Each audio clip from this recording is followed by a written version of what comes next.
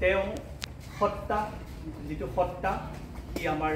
অসমীয়া জাতিৰ সত্তা তেওঁৰ যি কণ্ঠ ই অসমীয়া জাতিৰ কণ্ঠ তেওঁ সঁচা অৰ্থত এজন শিল্পী আছিল যি মানুহক ভাল পাইছিল যি মানুহৰ কাৰণে কাম কৰিছিল যি প্ৰকৃতিৰ কাৰণে কাম কৰিছিল তেওঁ অকল মানুহকে ভাল পোৱা নাছিল সমানে তেওঁ প্ৰকৃতিকো ভাল পাইছিল প্ৰকৃতিৰ গছ গছনিৰ পৰা জীৱ-জন্তু তেওঁ সকলোকে ভাল পাইছিল তেওঁ কোনোবা জীৱ-জন্তুৰ যদি আঘাতপ্ৰাপ্ত হোৱা দেখিছিল তেওঁ নিজে ঘৰলৈ লৈ আহি শুশ্ৰূষা কৰিছিল তেখেতে প্ৰকৃতিৰ ভাৰসাম্য ৰক্ষাৰ কাৰণে বিভিন্ন কাম কৰিছিল তেখেতৰ বকুল গছ খুব ভাল পাইছিল আৰু তেখেতে নিজৰ জন্মদিনটো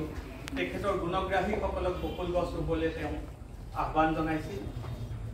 ভূপেন হাজৰিকাৰ এটা বিখ্যাত গান আছিল মানুহে মানুহৰ বাবে মোৰ এনে অনুভৱ হয় যেন সেই গানটো জুবিন গাৰ্গৰ কাৰণেহে লিখি থৈ গৈছিল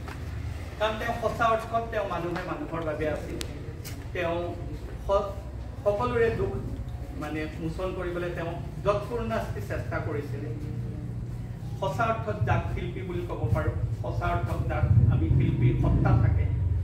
তেখেত হৈছে এজন জুবিন গাৰ্গ আজি তেখেত আমাৰ মাজৰ পৰা কায়িকভাৱে নাইকিয়া হৈছে কিন্তু তেখেতৰ যিখিনি আদৰ্শ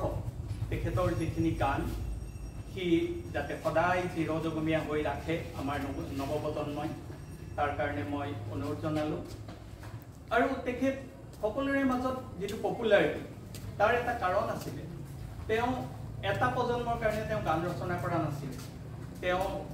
আধুনিক সংগীতৰ যিখিনি তেওঁ অসমীয়া সংগীত ৰচনা কৰি থৈ গৈছিল তাৰ বাদেও তেওঁ আমাৰ গুৰু দুজনা শংকৰদেৱ আৰু মাধৱদেৱৰ বৰগীতসমূহ তেওঁ বৰ শ্ৰুতিমধুৰ হিচাপে তেওঁ কণ্ঠদান কৰিছিলে যিটো কাৰণে নেকি আজি নামঘৰ বা অন্যান্য ধৰ্মীয় অনুষ্ঠানত সেয়া বাজি থাকে তেখেতে বনগীত লোকগীতখিনিও বৰ সুন্দৰভাৱে তেওঁ উপস্থাপন কৰিছিলে তেখেতে জ্যোতিপ্ৰসাদৰ গীতো তেওঁ খুব সুৰদান কৰিছিলে তেখেতে আমাৰ বিষ্ণু ৰাভাৰ গীতো গাইছিলে গতিকে তেওঁ সেইটো কাৰণে আজি সকলোৰে মাজত সমানে মানে জনপ্ৰিয় আৰু সকলোৱে তেওঁ জানিছিলে গতিকে তেনে এজন ব্যক্তিক আমি হেৰুৱাই পেলাই আমি খুব দুখ পাইছোঁ বিশেষকৈ তেওঁৰ যিটো কণ্ঠ আছিল সেই কণ্ঠ তেওঁৰ অকল তেওঁৰ কণ্ঠ নহয় গোটেই অসমবাসীৰ কণ্ঠ অসমীয়াৰ কণ্ঠ আজি সেইকাৰণে তেওঁ মই শ্ৰদ্ধাৰে কৰিছোঁ তেওঁৰ আত্মাৰ শান্তিৰ কাৰণে প্ৰাৰ্থনা কৰিছোঁ তথাপিতো মই সাগৰক ক'ব বিচাৰিছোঁ সাগৰে যেন সকলোৱে মূল বুজিলেও সাগৰে যেন সেইদিনা তেওঁৰ মূল্য নুবুজিলে সাগৰে যেন অকণমান তেওঁক মৰম নকৰিলে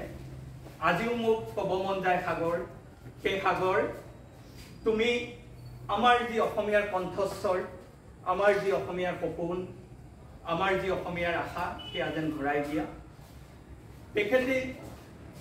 বলিউডত আইফা এৱাৰ্ড তেওঁ ফিল্মফেয়াৰ এৱাৰ্ডেৰেও তেওঁ জাকত জিলিকিছিল ইয়া আলি গানেৰে তথাপিতো তেওঁ অসমক ইমানেই ভাল পাইছিল অসমীয়া ভাষাক ইমানেই ভাল পাইছিল যাৰ কাৰণে তেওঁ তাত এষ্টাব্লিছ হ'ব পাৰিলেহেঁতেন কিন্তু তেওঁ অসমলৈ ঘূৰি আহি অসমৰ মানুহৰ কাৰণে অসমৰ সংগীতৰ কাৰণে আৰু অসমৰ প্ৰাকৃতিক ভাৰসাম্য ৰক্ষা কৰিবৰ কাৰণে আৰু অসমীয়া দুখীয়া মানুহখিনিক মানসিক দিবৰ কাৰণে তেওঁ তাৰ পৰা গুচি আহিল গতিকে তেনে এজন মানুহক চাগে আমি আৰু দুনাই নাপাম তথাপিতো তেনেকুৱা মহান ব্যক্তি মহাপুৰুষ আকৌ যাতে অসমত জন্ম হওক তেখেত যাতে পুৰণৰ আমাৰ অসমলৈ ঘূৰি আহক তাকে কৈ মই তেখেতৰ আত্মাৰ চিৰশান্তি প্ৰাৰ্থনা কৰিছোঁ